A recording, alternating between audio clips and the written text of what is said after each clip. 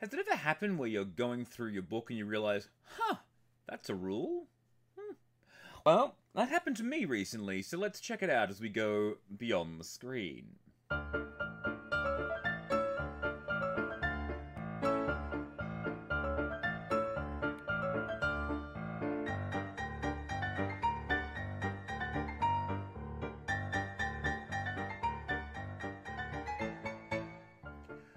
Greetings all and welcome to Beyond the Screen. I am your humble host Tim, and today a rule that I stumbled upon which I think could actually be quite useful, and that is the potion miscibility table. This is part of the Dungeon Master's Guide. I'd heard that this was a thing that didn't exist anymore, but apparently it still does. It's a variant rule. And what is potion miscibility, you may ask? Well, the idea behind potion miscibility is that when potions are being made, people can create the same sort of potions, but they might not use the exact same method to create their potions, or certain potions might interact with each other. So, say for example, you create a healing potion, and that has, like the tusk of a manticore, or the blood of a beholder, and things like that. And then you also have potions that increase your, like a potion of hill giant strength, for example, and that might have the blood of a hill giant, and a bit of dirt from another creature from someplace far off, as well as whatever else they've mixed into it. And those components may not mix well together, either by pouring them into each other or when you drink them and they're inside your body. So, similar to eating Pop Rocks and then drinking a fizzy drink, or some form of cola, because it doesn't mix well together once it's inside your stomach. That's what the potion miscibility table is for, and essentially it gives rules. It's a D100 table that explains, I'll just read it out for you here. A character might drink one potion while still under the effects of another, or pour several potions into a single container. The strange ingredients used in creating potions can result in unpredictable interactions. When a character mixes two potions together, you can roll on the potion miscibility table. If more than two are combined, roll again for each subsequent potion, combining the results. Unless the effects are immediately obvious, reveal them only when they become evident.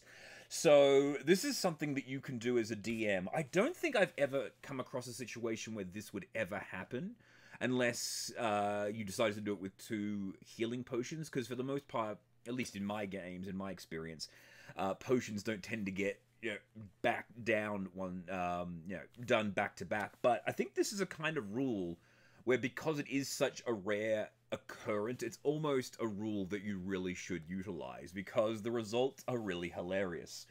On a 1, the mixture creates a magical explosion. This is on a percentile, D100.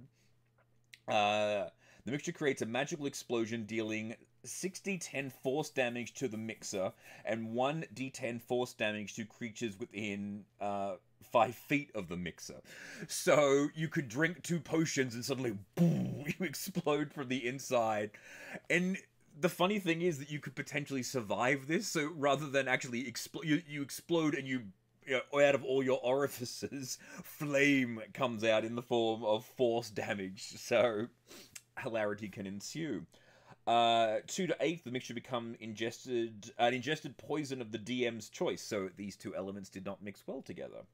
9 to 15, both potions lose their effects. 16 to 25, one potion loses its effect.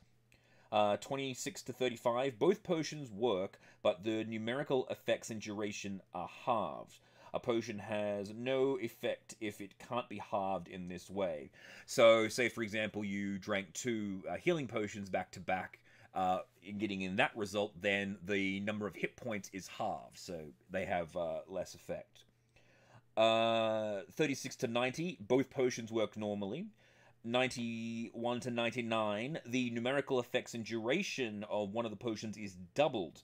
If neither potion has anything to double in this way, they work normally. And, of course, the 100 result, Only one potion works, but its effect is permanent. Choose the simplest effect to make permanent, or the one that seems the most fun. For example, a potion of healing might increase the drinker's hit points maximum by 4, or an oil of etherealness might permanently trap the user in the ethereal plane. And at your discretion, an appropriate spell such as Dispel Magic or Remove Curse might end the lasting effect. So, yeah, it's a nifty little table. Just found here. It's on page 140 of the Dungeon Master Guide. It's not even really with anything. It's underneath staff, wands, and weapons. You'd expect it to be like in the section on potions, which is on the magic items category on the previous page, but there you go. So, yeah, potion miscibility. Honestly, I think probably one of the cooler ways to utilize this rule, at least in more recent games, would be use it for a what is it? For one of the artificer classes, because I believe there's an artificer class for creating and mixing potions. The name escapes me at the moment, but allowing this variant rule even just specifically for the artificer, so they can mix potions together to create whatever strange and new concoctions they devise. Or even another idea that I thought of that would be useful is that when you create your own potions, if they fail to create the potion correctly, like whatever test it is decided to take in creating their own potion, they might be trying to create a healing potion, but they might not be able to find the right components, or they might not know the correct procedure for doing it. Rather than saying, oh, you just fail, say that they succeed, but when they take it, roll on the miscibility table and see what the actual result of their concoction is. So, anyway, I hope this has been a little bit enlightening and given some people some good ideas. So, thank you all for watching. Please remember to like and subscribe. I have been your humble DM and host, Tim, and come back for more tips, I suppose, from Beyond the Screen. Bye!